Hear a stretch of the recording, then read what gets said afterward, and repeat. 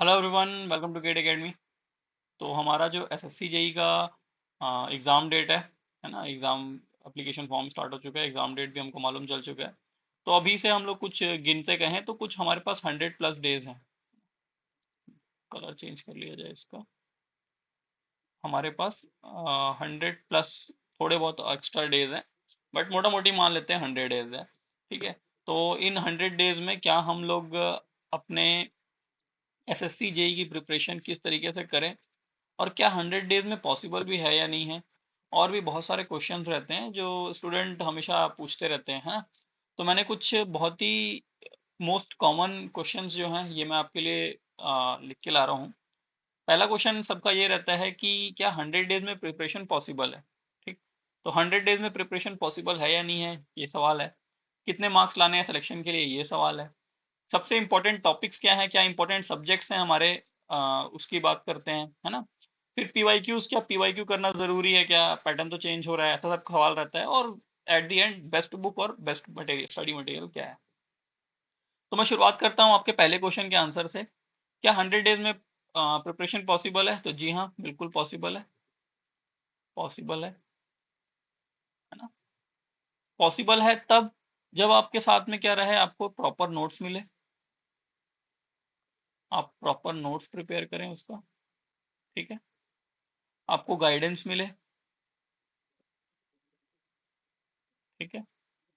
तब आप क्या कर सकते हैं, अपने जो 100 डेज की प्रिपरेशन है, इस 100 डेज में अपनी प्रिपरेशन को कंप्लीट कर पाएंगे आप। ठीक है। क्योंकि आप जब पढ़ने बैठेंगे ना, मतलब अगर आप एक फ्रेशर हैं और आप पढ़ने के लिए पढ़ना स्टार्ट करने जा रहे हैं, तो अगर आप खुद से पढ़ना स्टार्ट करोगे, ऐसा नहीं है कि आप सेल्फ स्टडी करके नहीं पढ़ सकते, बिल्कुल हर चीज आप अचीव कर सकते हो उसमें। बट इशू आपको ये आएगा कि आपको क्या चीजें पढ़नी है, कितनी पढ़नी है, कितने डेप्थ तक आपको जाना है, कौन से क्वेश्चंस करने हैं, किस टाइप के क्वेश्चंस नहीं पूछे जाते हैं, है ना। ये सब चीज़ों के लिए आपको क्या चाहिए ना, प्रॉपर एक गाइडेंस चाहिए। ठीक है। तो एक प्रॉपर नोट्स होना चाहिए आपके पास, प्लस आपको एक रेगुलर गाइडेंस मिलते रहना चाहिए कि नहीं भाई देखो इन चीज़ों को करना है, आपको इन चीज़ों को छोड़ सकते हो आप एसएससी जेई के पॉइंट ऑफ व्यू से, है ना। तो उसके लिए हम कहना चाहेंगे कुल मिला के आपको चाहिए कि exam oriented course, exam oriented आपको स्टडी करनी है। ठीक।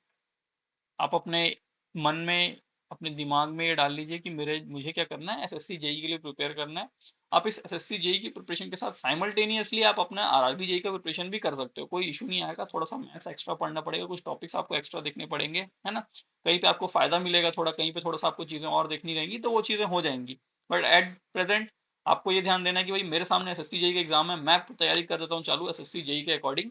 क्योंकि आरआरबी जेई भी उसमें 80% कंप्लीट हो जाएगा, कुछ थोड़ा बहुत पार्ट बचेगा, तो आप जब आरआरबी जेई का सिलेबस, जब एग्जाम का डेट आएगा तब उसको उस समय का देख लेंगे, है ना।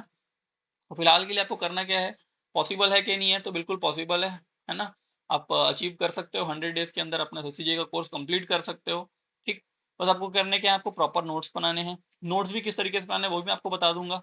ठीक है। आपको एक रेगुलर गाइडेंस चाहिए और आपको एक एग्जाम ओरिएंटेड स्टडी करनी है। ठीक। एग्जाम ओरिएंटेड स्टडी आप कैसे कर पाओगे वो मैं आपको एट दी एंड बताता हूँ। ठीक। अगला क्वेश्चन बनता है अपना कि सिलेक्शन के लिए हमको कितने मार्क्स चाहिए। तो सिलेक्शन के लिए हमको कितने मार्क्स चाहिए, तो हम इससे चलेंगे प्रीवियस ईयर के कट ऑफ पे। प्रीवियस ईयर के कट ऑफ की बात करते हैं। ठीक है।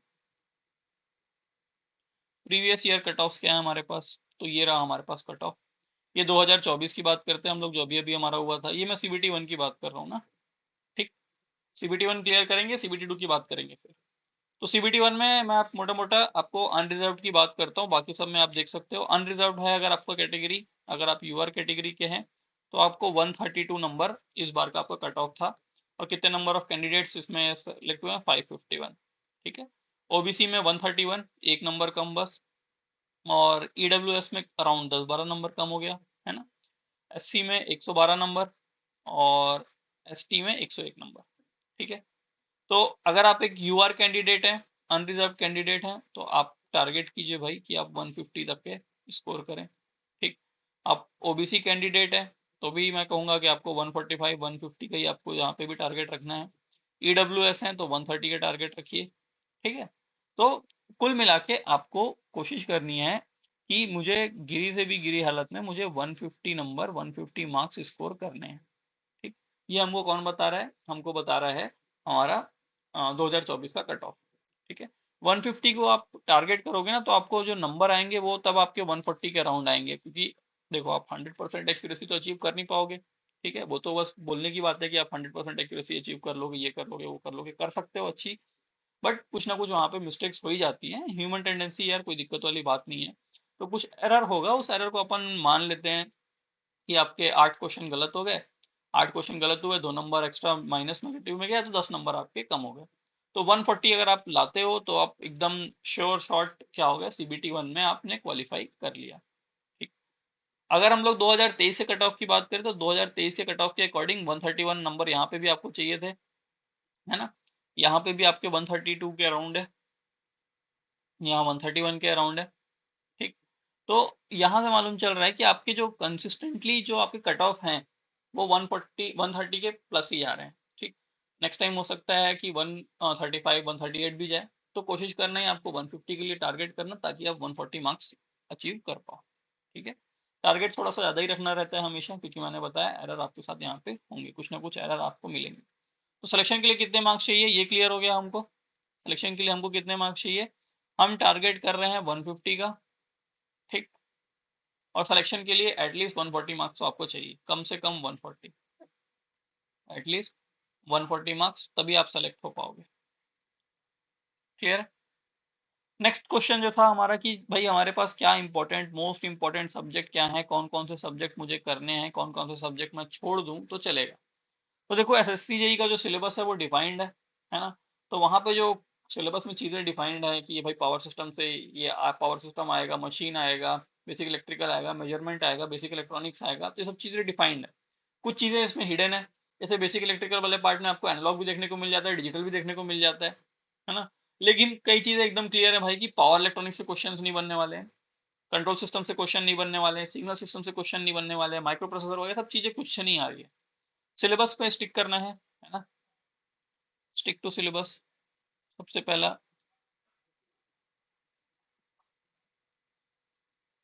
सबसे पहला और सबसे इम्पोर्टेंट चीज़, आपको सिलेबस के हिसाब से अपनी तैयारी स्टार्ट करनी है। ये नहीं करना है कि मुझे ये अच्छा लगता है या मुझे ये पसंद है या कुछ ऐसा पूछ देगा, ऐसा टाइप से चीज़ें नहीं होती है ना? जो सिलेबस है सिलेबस के अकॉर्डिंग आपको स्टडी अपनी चालू करनी है। तो भाई सबसे पहली और सबसे इम्पोर्टेंट चीज़, आपको सिलेबस के अकॉर्डिंग तैयारी करना है।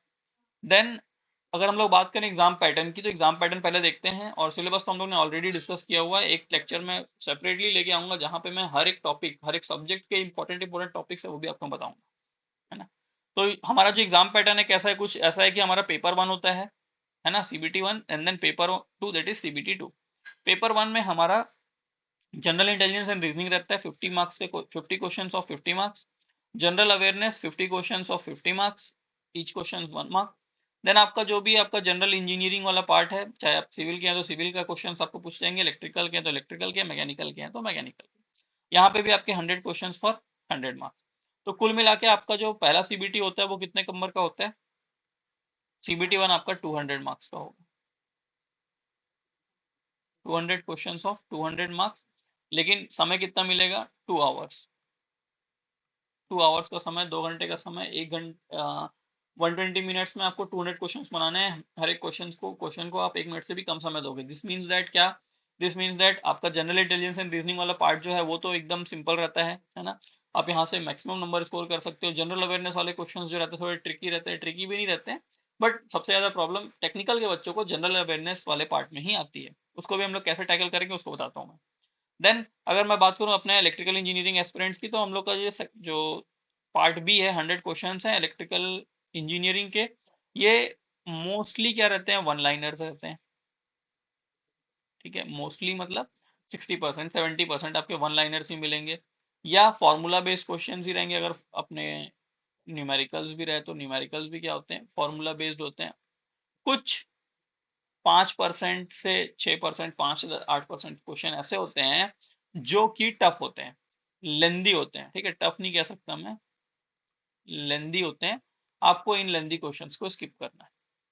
जब आप एग्जाम देने जा रहे हो तो आपको इन लेंदी क्वेश्चंस को स्किप करना है। यही क्वेश्चंस आपको फंसाते हैं कि भाई आपने यार घर से पढ़ के गया हुआ है कोई टॉपिक, मान लो मैं घर से एकदम अच्छे तरीके से वोल्टेज रेगुलेशन पढ़ के गया हूँ और एग्जाम में क्वेश्चन न्यूमेरिकल पूछ दिया वोल्टेज रेगुलेशन का, अब मैं उसको बनाया जा रहा हूँ, वो मेरा टाइम बहुत ज्यादा कंज्यूम कर लेगा, है ना।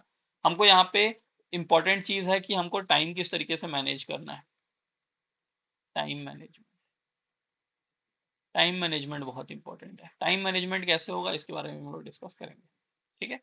देन आपका CBT 2 होता है। CBT 2 प्योरली क्या होता है, हमारा टेक्निकल होता है और इसके अंदर हमारे 100 क्वेश्चन पूछे जाते हैं, ईच क्वेश्चन फॉर 3 मार्क्स, और टोटल आपके कितने 300 मार्क्स यहाँ पे आपके क्वेश्चन CBT 2 में आने। CBT 2 में जो क्वेश्चन रहेंगे आपको फिर से वही, अब आपको यहाँ पे 100 क्वेश्चन के लिए 120 मिनट मिलेगा। दिस मीन्स दैट टिपिकली हर एक क्वेश्चन को सॉल्व करने के लिए आपको 1 मिनट 20 सेकंड आपको मिल रहा है, ठीक है। तो ये जो आपको समय मिलने वाला है, इससे हमको ये भी मालूम चल रहा है कि क्वेश्चन का जो लेवल है, पहले जो वन लाइनर और फॉर्मूला बेस्ड हमसे CBT 1 में पूछा है, अब वो क्वेश्चन का लेवल थोड़ा इंक्रीज हो जाएगा, थोड़ा इंक्रीज होगा। दिस डजंट मीन्स दैट आपका क्वेश्चन का एग्जाम का लेवल बहुत ज्यादा बढ़ जाएगा, आपके ES और गेट के लेवल के क्वेश्चन आने लग जाएंगे, ऐसा बिल्कुल नहीं होने वाला है, ठीक है ना। क्वेश्चन थोड़े अच्छे आ जाएंगे, कंसेप्चुअल क्वेश्चंस बढ़ जाएंगे, है ना। न्यूमेरिकल्स जो रहेंगे अब वन लाइनर नहीं रहेंगे, 2-3 स्टेप में आपके न्यूमेरिकल सॉल्व होंगे, है ना। इसमें आपको क्या बोलना चाहिए, अपना कैलकुलेटर भी आपको अलाउ है, तो उससे भी कोई इशू नहीं है, ठीक है। तो ये हमारा कुछ इस तरीके से एग्जाम पैटर्न है। तो एग्जाम पैटर्न हम लोग ने जान लिया है, हम लोग ने जाना कि भाई एग्जाम पैटर्न के अकॉर्डिंग मुझे CBT 1 के लिए टेक्निकल नॉन टेक्निकल दोनों की तैयारी करनी है, और अगर मैं दोनों की तैयारी नहीं करूंगा तो आप ये मान के चलो कि आपका सिलेक्शन नहीं होने वाला है। ये थोड़ा सा खराब लग सकता है बट ये इंपॉर्टेंट बात है। भले आप टेक्निकल के एस्पिरेंट होंगे बट आप टेक्निकल में कितनी भी तैयारी कर लेंगे, आप 80+ लाने में आप बहुत ज़्यादा मेहनत लगेगी, और 80+ लाने में आपका जो नॉन टेक्निकल वाला पार्ट है वहाँ पे आपके नंबर बहुत ज़्यादा कम हो जाएंगे, बिकॉज आप बहुत ज़्यादा समय दे दोगे किसमें, सिर्फ टेक्निकल में। तो ऐसा नहीं करना है यार, क्योंकि आपको जो CBT 1 के भी मार्क्स है वो भी आपके मेरिट को अफेक्ट करते हैं इक्वली एज कम्पेयर टू जो आपको CBT 2 का मार्क्स है। तो CBT 1 में आपका जनरल इंटेलिजेंस एंड रीजनिंग वाला पार्ट है, बहुत आसान है, वो बहुत अच्छी तरीके से आप कंप्लीट कर सकते हो। जनरल अवेयरनेस वाला पार्ट है, काफ़ी चीज़ें रटने वाली है, समझने वाली है, स्टोरी टाइप की चीज़ें ध्यान में रखने के लिए है ना। अगर आप इन दोनों को भी अच्छा नंबर स्कोर करोगे तो आप टेक्निकल में अगर 80+ नहीं भी ला रहे हो, क्योंकि जो कि बहुत ज़्यादा टफ पार्ट हो जाता है, एज क्योंकि हम लोग पास टाइम का भी लिमिट है, तो आप अगर नॉन टेक्निकल से भी काफ़ी अच्छे नंबर स्कोर कर सकते हो, है ना। तो आप दोनों से मानो कि चलो भाई मुझे 70-70 नंबर दोनों जगह से लाने हैं, एकदम एग्जैक्टली 75-75 क्वेश्चन बनाओ, है ना। और क्या बोलते हैं, अपना 150 क्वेश्चन बनेंगे, 140 नंबर आएंगे, सिलेक्शन CBT 1 में हो जाएगा, ठीक है। लेकिन ये मिनिमम है। बट अगर आप एकदम बॉर्डर पे क्लियर करते हो आपका CBT 1, मतलब आप CBT 1 का जो कट ऑफ है वो जस्ट क्लियर करोगे, तो आपको CBT 2 में बहुत ज़्यादा नंबर लाने पड़ेंगे इन टेक्निकल, ठीक है। तो इस चीज़ का आपको ध्यान रखना है, ठीक। अगली बात है कि क्या PYQs करना जरूरी है क्या। अच्छा, पहले उससे पहले हम लोग चलते हैं कि मोस्ट इंपॉर्टेंट सब्जेक्ट, हम लोग ने सिलेक्शन में कितने मार्क्स चाहिए उसके बारे में डिस्कशन कर लिया, अपना पैटर्न देख लिया, और मोस्ट इंपॉर्टेंट सब्जेक्ट की अब लोग अब बात करते हैं। तो मोस्ट इंपॉर्टेंट सब्जेक्ट क्या है हमारे पास, अपने पास जो सब्जेक्ट्स हैं क्या क्या हैं, ये हमारे पास subjects, basic electrical engineering, electrical machines, electrical power system, measurement, basic electronics, then estimation costing and UEET, T चला गया, utilization of electrical energy and traction. Okay, थोड़ा सा दिक्कत हो गया यहाँ पे, है ना। ये मार्क्स वाला पार्ट जो है अपना घुल मिल सा गया है, कोई बात नहीं, मैं आपको यहाँ बता देता हूँ। जो बेसिक इलेक्ट्रिकल इंजीनियरिंग है, ये हमारे SSC JEE का मतलब कहना चाहिए कि एकदम बेसिक चीज़ है, क्योंकि आप इसके बिना आगे की चीज़ों को नहीं समझ सकते, ना मशीन समझ आएगा ना आपको पावर सिस्टम समझ आएगा। बेसिक इलेक्ट्रिकल इंजीनियरिंग में आपका बेसिक्स के जो क्वेश्चन रहते हैं, बेसिक नॉलेज का जो चेक करने के लिए आपको क्वेश्चंस पूछे जाते हैं, है ना। यहाँ पे आपको ना 24 से 25 क्वेश्चन एट एन एवरेज आपको हर बार देखने को मिले हैं, और आप इस बार भी उम्मीद करोगे कि आपको कम से कम 24-25 क्वेश्चंस बेसिक इलेक्ट्रिकल इंजीनियरिंग के मिलने ही वाले हैं। तो अपनी तैयारी सबसे पहले कहाँ पे शुरुआत करनी है, प्रायोरिटी में फर्स्ट, मैं प्रायोरिटी वाइज ही लिख के लाया हूँ इसको, अपने टॉपिक्स को, है ना। तो प्रायोरिटी में सबसे फर्स्ट होना चाहिए आपका बेसिक इलेक्ट्रिकल इंजीनियरिंग, ठीक। उससे क्या होगा, आपका एक बेसिक बनेगा, एक आपका बेस स्ट्रांग होगा, बेस स्ट्रांग होगा, आपका वो बेस जो है आपको मशीन्स में हेल्प करेगा, आपको पावर सिस्टम में हेल्प करेगा, आपको मेजरमेंट में हेल्प करेगा, मतलब वो हर एक जो टॉपिक आप सब्जेक्ट आप इसके आगे पढ़ने वाले हो वहां पे आपको हेल्प करने वाला है ना। तो आपका बेसिक स्ट्रांग होना चाहिए, प्लस बेसिक स्ट्रांग होने के साथ साथ ये बेसिक आपको बहुत ज्यादा नंबर भी देके जाएगा, 24-25 नंबर आपको यहाँ से मिलने वाले हैं।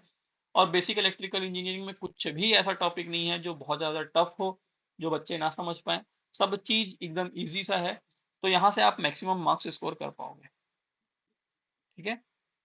नेक्स्ट, बेसिक इलेक्ट्रिकल हो जाने के बाद अगर आप ये टारगेट कर रहे हो कि भाई मैं मैक्सिमम मार्क्स कंप्लीट कर लूं पहले, क्योंकि अगर आप जो सिलेबस का बहुत बड़ा चंक एक बार में कंप्लीट कर ले रहे हो, अपने एग्जाम में पूछे जाने वाले क्वेश्चंस 100 क्वेश्चन पूछे जाएंगे, और आप ये एक बार में 2 सब्जेक्ट पढ़ के 50% क्वेश्चन को कंप्लीट कर ले रहे हो, तो आपके दिमाग में क्या हो जाएगी चीजें कि हाँ भाई मैंने 50% क्वेश्चन को कंप्लीट कर लिया है, अब मुझे आगे जो तैयारी करनी है 50 के लिए करनी है, तो आपका ना एक कॉन्फिडेंस आने लग जाएगा अंदर से।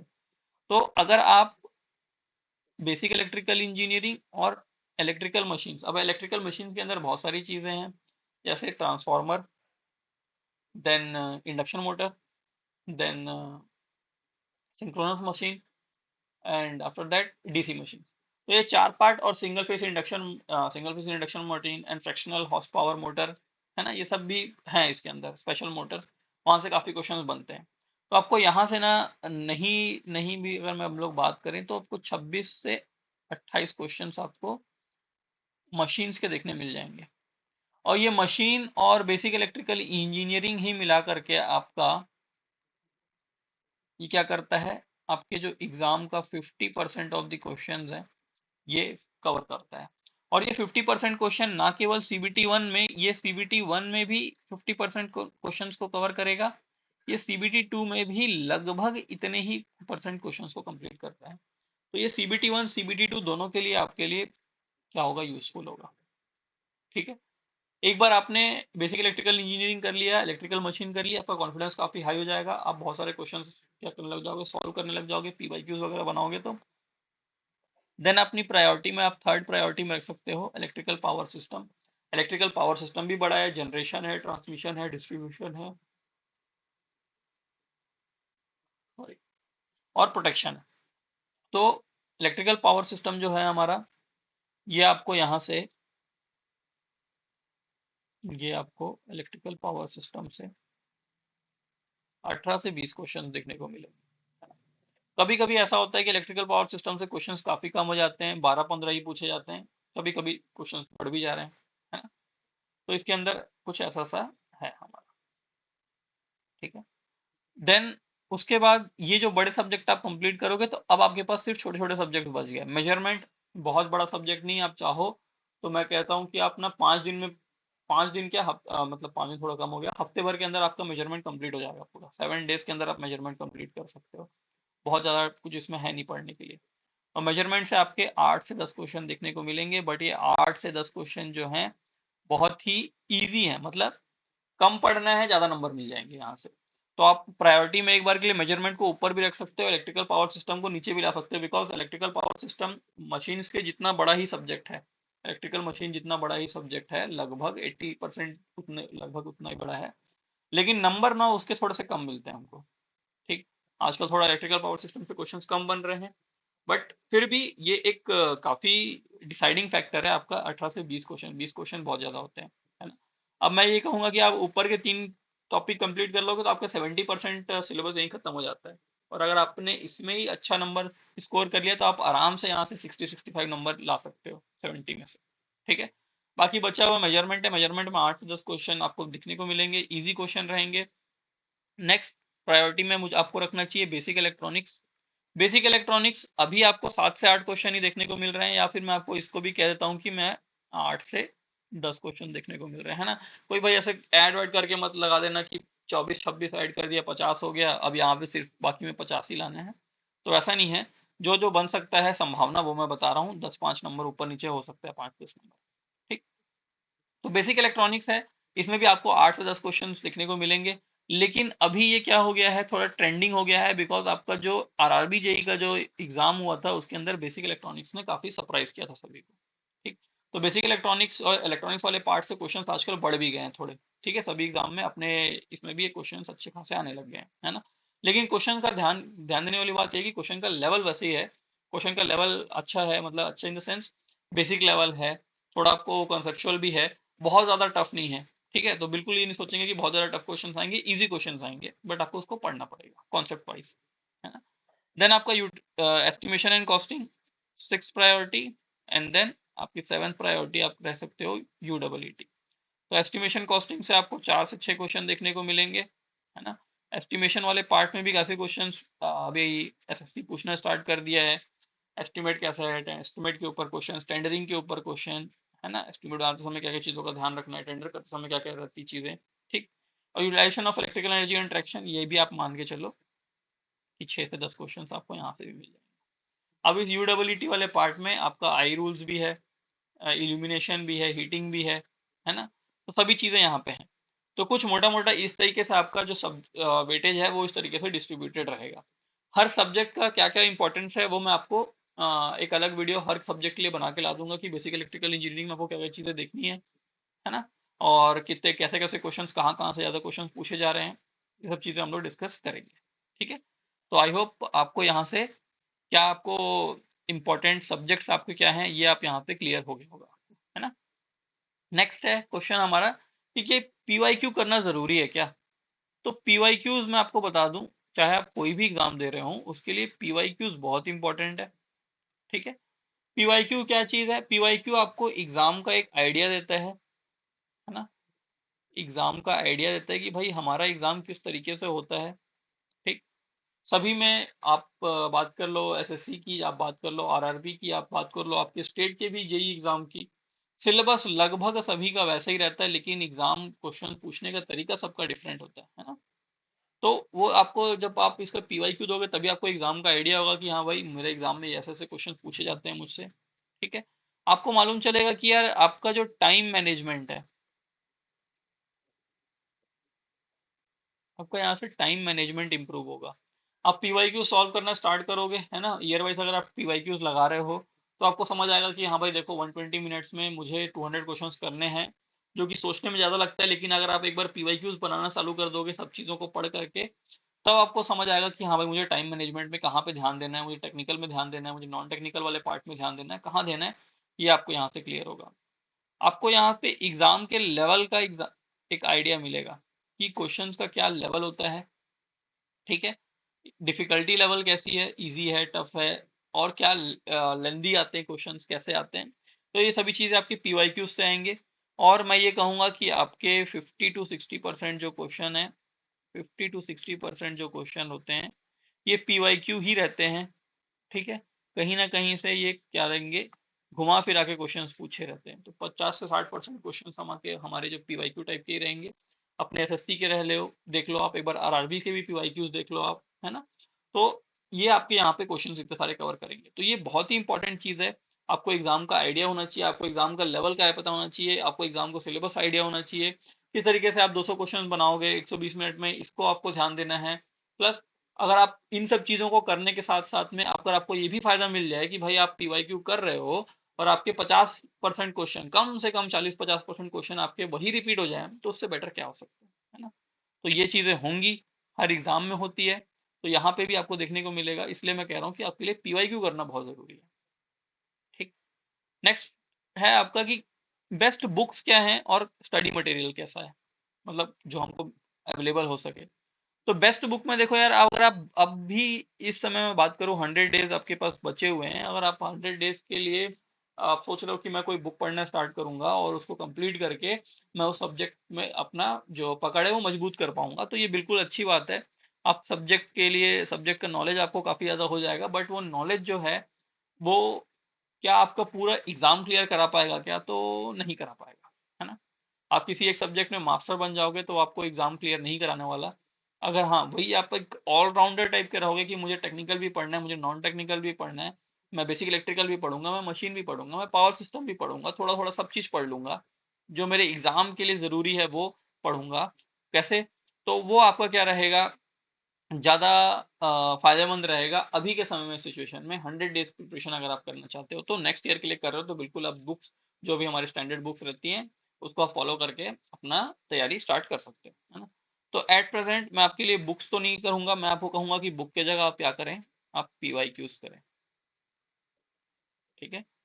बुक ना करके आप क्या करें, पीवाईक्यू सॉल्व करें, स्टडी मटेरियल क्या है, हमारे पास जो हमारे एप्लीकेशन में हमारे जो कोर्स चल रहा है अभी, ठीक, जो हमारे ऐप में हमारे कोर्सेज चल रहे हैं उसके अंदर हम लोग आपको एग्जाम ओरिएंटेड पढ़ाई करा रहे हैं। ठीक है, कैसी प्रिपरेशन हो रही है यहाँ पे, एग्जाम ओरिएंटेड प्रिपरेशन। ठीक है, तो एग्जाम ओरिएंटेड प्रिपरेशन आपको चाहिए कि आगे आप ये 100 डेज के अंदर अपना क्या कर सके, तैयारी कर सकें। तो अगर आपको एक बहुत ही अच्छा स्टडी मटेरियल चाहिए, है ना, तो आप क्या कर सकते हैं, आप हमारे जो कोर्स हैं एसएससी जेई का 2025 के लिए उसमें एनरोल कर सकते हैं। ठीक है,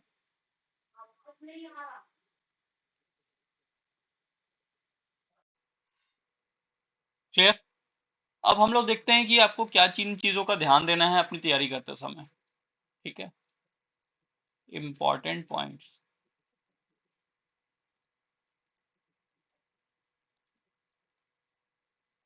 या आप ये कह सकते हो कि क्या क्या गलतियां आपको नहीं करनी है, क्या क्या चीज़ें आपको करनी है।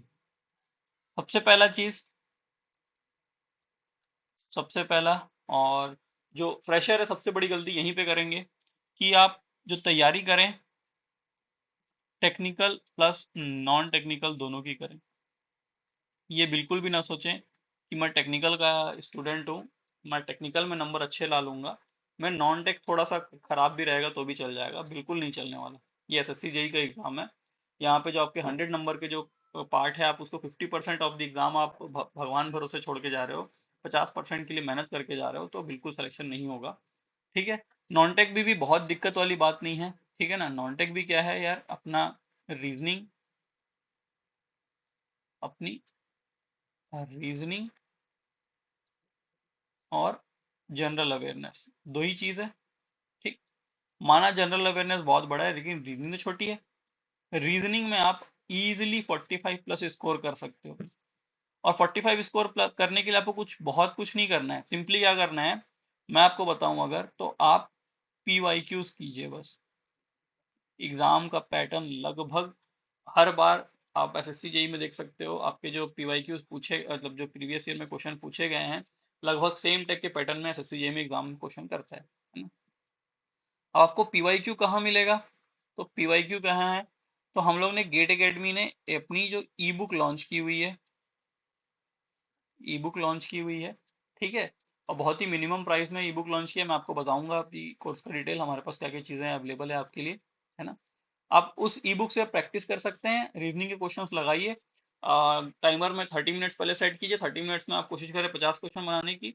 धीरे धीरे आप क्या करने लगोगे, उसमें जो रीजनिंग है वो आपकी स्ट्रांग होती जाएगी, प्रैक्टिस करते जाएंगे, न्यू न्यू ट्रिक्स आप अनलॉक करेंगे, है ना, बहुत सारी चीज़ें आप खुद से डिस्कवर कर पाएंगे। करते करते आपका जो टाइम ड्यूरेशन है वो कम होते जाएगा रीजनिंग में, और वो टाइम कम ड्यूरेशन में क्वेश्चन हमको ज़्यादा बनाने हैं। अदरवाइज बनाने के लिए क्वेश्चन तो हर कोई बना सकता है, रीजनिंग के क्वेश्चन बिल्कुल भी हार्ड नहीं होते हैं, बस गिवन आपको टाइम ज़्यादा मिल जाए। तो टाइम हमारे पास यहाँ है नहीं, हमको यहाँ पे बस ध्यान ये देना है कि हमको कम समय में ज़्यादा क्वेश्चन बनाने हैं विथ ग्रेट एक्यूरेसी।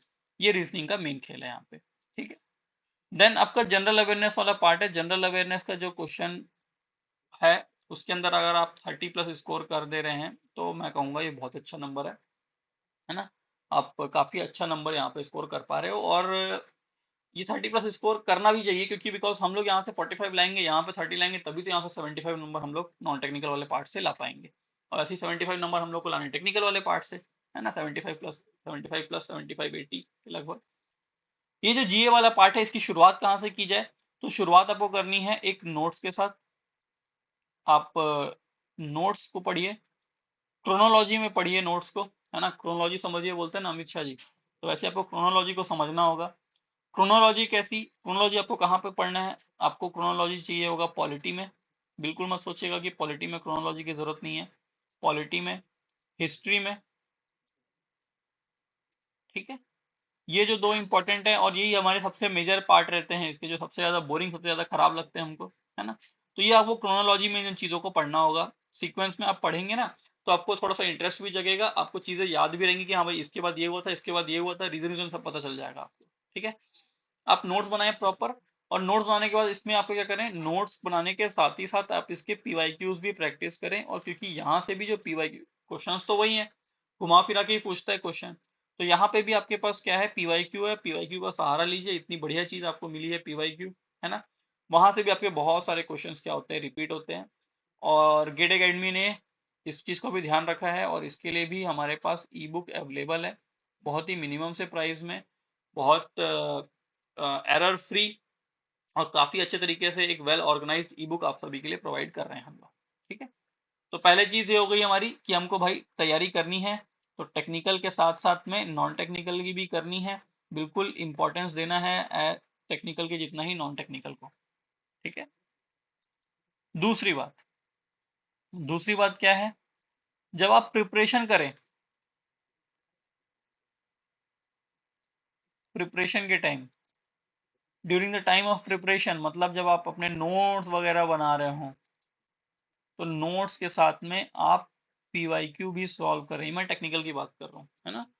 जैसे जैसे आप नोट्स बना रहे हैं, ये टेक्निकल के क्या नॉन टेक्निकल के लिए भी इक्वली एप्लीकेबल है, कि जब आप नोट्स बना रहे हो, कोई टॉपिक पढ़ रहे हो, मैंने आज कोई टॉपिक उठाया, मैं बेसिक इलेक्ट्रिकल इंजीनियरिंग पढ़ा, थेवेनिन नॉर्टन सुपरपोजिशन थे, टेलीगेंस थ्योरम पढ़ा, तो चीजें ठीक है, नोट्स पढ़ लिया मैं, अब मुझे ये नहीं समझ आ रहा है कि भाई क्वेश्चन पूछे कैसे जाते हैं, तो मैं कैसे क्वेश्चन बनाऊंगा, तो उसके लिए मुझे जरूरत है पीवाईक्यू का, है ना। तो आपको ऐसे में किसकी जरूरत पड़ेगी, ऐसे में आपको जरूरत पड़ने वाली है टॉपिक वाइज पीवाईक्यू की, टॉपिक वाइज पीवाईक्यू का, है ना। आपको टॉपिक वाइज पीवाईक्यू चाहिए प्रिपरेशन के लिए, तो ध्यान देने वाली बात, प्रिपरेशन करते समय, पढ़ते समय, नोट्स के साथ ही साथ में पीवाईक्यू भी करते चले, है ना। और वो टॉपिक वाइज पीवाईक्यू रहेंगे तो ज्यादा बेटर, आपको ज्यादा हेल्प हो जाएगी, अदरवाइज आप ढूंढते कहाँ रहोगे उसमें से। क्लियर, तो ये हो गई चीज, प्रिपरेशन करते समय दोनों चीजों का ध्यान रखना है ना।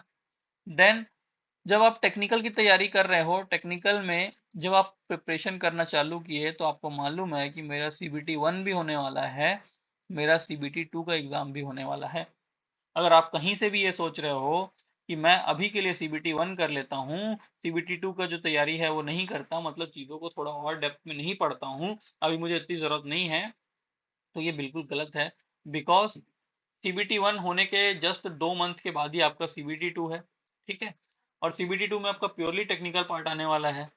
ठीक, अब जब सीबीटी 1 की तैयारी कर रहे हो, तो साथ ही साथ आपको सीबीटी 2 की भी तैयारी करते चलनी है, करते चलनी है, मतलब जो आप चीज़ों को पढ़ रहे हो उसको और डिटेल में थोड़ा देखना है हमको, है ना। जो हम लोग सीबीटी 1 के लिए पहले पढ़ा करते थे, चीज़ें अब वहीं तक नहीं सीमित रह गई हैं, थोड़ी चीज़ें और भी आप यहाँ पे पूछी जाएंगी आपकी।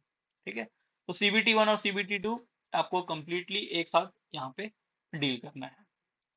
ठीक है, हाँ, ये कर सकते हो आप कि एग्जाम टाइम में जब आप पहुंचोगे, कि मंथ आपको सीबीटी 1 के कुछ मंथ पहले, 1 मंथ पहले से, आप फिर सीबीटी 1 के अकॉर्डिंग जो आपके क्वेश्चंस पूछे जा रहे हैं, कैसा एग्जाम का लेवल है, उसके अकॉर्डिंग आप तैयारी कर लो। बट जब तैयारी कर रहे हो फ्रॉम द स्टार्ट, आपको दोनों के लिए एक साथ करनी है ना। नेक्स्ट है टाइम मैनेजमेंट। ये टाइम मैनेजमेंट का ध्यान आपको दो समय देना है, during the time of your preparation and in exam. ठीक है, दोनों समय ध्यान देना है। प्रिपरेशन के लिए मैं अगर कहूँ आपसे, तो प्रिपरेशन के लिए आपको कुछ इस तरीके से करना है भाई, कि आपको टेक्निकल भी तो पढ़ना है, आपको नॉन टेक भी पढ़ना है ना। आपको टेक्निकल भी करना है, आपको नॉन टेक भी करना है। नॉन टेक वाला पार्ट क्या है, थोड़ा बोरिंग सा लगता है, ज़्यादा देर लंबे समय तक आप कर नहीं सकते, तो टेक्निकल के लिए आप दिन में कम से कम 10 घंटा दें, है ना। और लिखने के लिए बोले तो हम लोग 10 से 12 घंटा आप टेक्निकल पढ़िए। ठीक है, और इसको कम से कम मिनिमम आपको 4 आवर्स देने हैं। ठीक है, 10 घंटा पढ़ रहे हैं टेक्निकल, 4 घंटा पढ़ रहे हैं नॉन टेक्निकल, काफ़ी है, इतना सफिशिएंट है आपकी तैयारी के लिए। ठीक, क्योंकि आपको थोड़ा सा समय आपके लिए छोड़ना भी रहेगा, क्योंकि बिकॉज आपके जो एग्ज़ाम, जो दिमाग में आप चीज़ें डाल रहे हो इतनी सारी, उसको सोचने के लिए, समझने के लिए, एब्जॉर्ब करने के लिए भी समय चाहिए थोड़ी सी। ठीक है, तो हर समय नहीं होती पढ़ाई, बट इतना समय आपको कम से कम देना ही चाहिए। देन एग्ज़ाम के टाइम में आप टाइम किस तरीके से मैनेज करोगे, ये आपका कैसे होगा, ये आपके होंगे किससे, टेस्ट सीरीज से,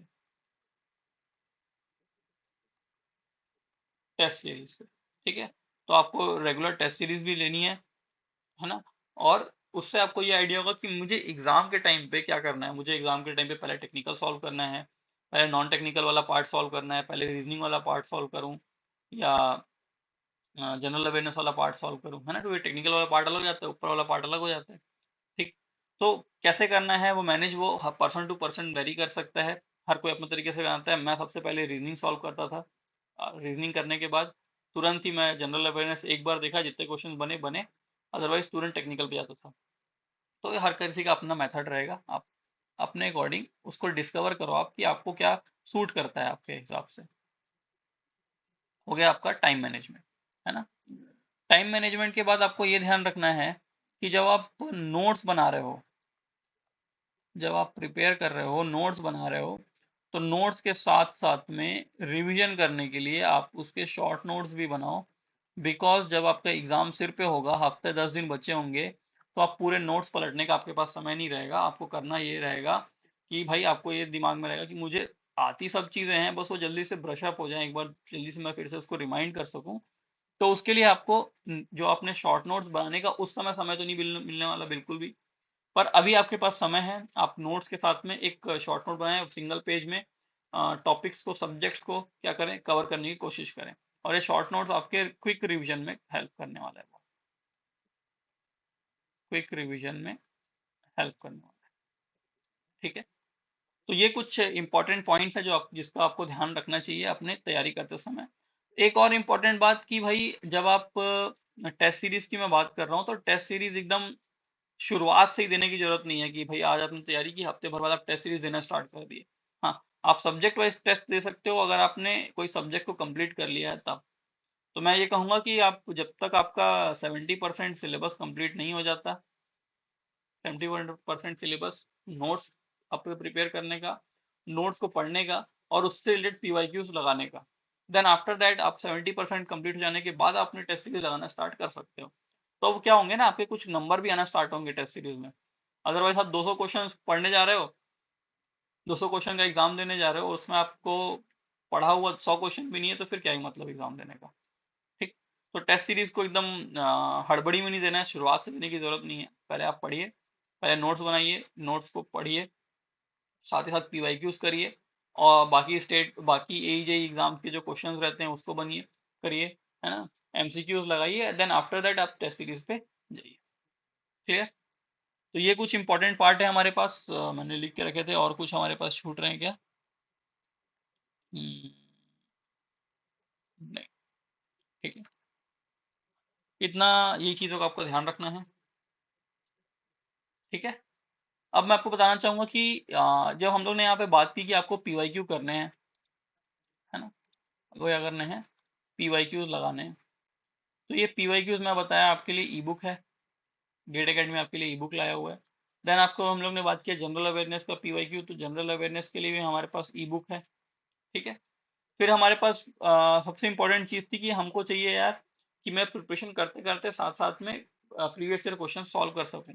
वो तभी पॉसिबल हो जब मेरे पास क्या हो, टॉपिक वाइज पीवाईक्यू, है ना, subject wise topic wise PYQ. तो गेट एकेडमी आप सभी के लिए, जैसा कि आप यहाँ देख सकते हैं, एसएससी जेई इलेक्ट्रिकल के लिए सब्जेक्ट वाइज और ईयर वाइज ई बुक लाया हुआ है, जो कि आपके एग्जाम के प्रिपरेशन में बहुत ज़्यादा हेल्प करने वाला है। ठीक है।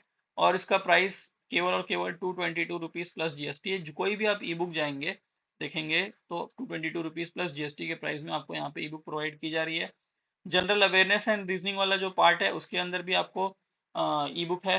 2010 से लेकर 2024 तक सभी ब्रांचेस के जितने भी क्वेश्चन आए हैं सब यहाँ पे कंपाइल्ड है।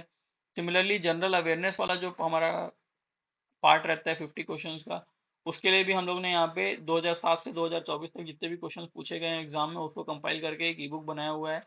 और 2007 से 2024 तक के जो हमारे इलेक्ट्रिकल में सीवीटी 1 में पूछे गए क्वेश्चंस थे उन सभी को कंपाइल करके हम लोग ने इलेक्ट्रिकल की ई बुक बनाई हुई है। ठीक है। तीनों आपको कितने में, केवल और केवल 222 रुपीज़ प्लस एक नॉमिनल सी जीएसटी लगेगी इस पे। इस प्राइस में हम आपको यहाँ पे ये चीज़ें प्रोवाइड कर रहे हैं। तो अगर आप एक अच्छे तरीके से, एक बेटर वे में, एक अच्छा, एक एरर फ्री ई बुक ढूंढ रहे हैं, तो आपके लिए गेट एकेडमी बहुत ही अच्छी ई बुक लाया हुआ है। आप इसको जा करके बाई कर सकते हैं इसके ऐप से या वेबसाइट से, GateAcademy.shop से, है ना। लेकिन अगर आप तैयारी करना चाहते हैं एसएससी जेई की, ठीक है, आपको कंप्लीट प्रिपरेशन करनी है, कंप्लीट प्रिपरेशन, जिसके अंदर आपका टेक्निकल भी हो जाए, नॉन टेक भी हो जाए। ठीक है, आपका जो एग्ज़ाम जो स्टडी हो वो कैसी हो, एग्ज़ाम ओरिएंटेड हो, आपकी प्रिपरेशन एग्ज़ाम ओरिएंटेड हो, आपको प्रॉपर गाइडेंस मिले।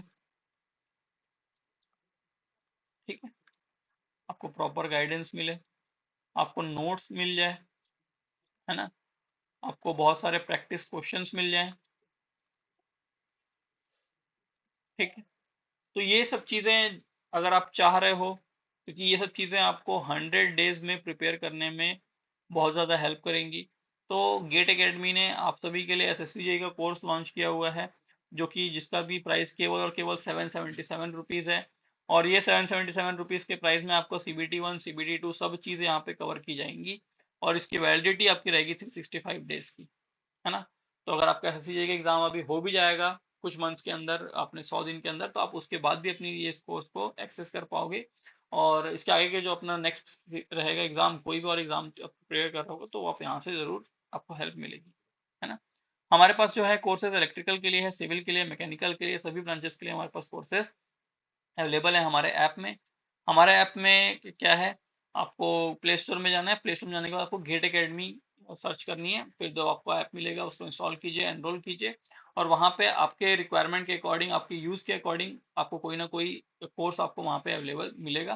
तो ज़रूर उसको क्या करें, उसमें एनरोल करें और अपनी प्रिपरेशन आज से ही स्टार्ट कर दें एसएससी जेई की।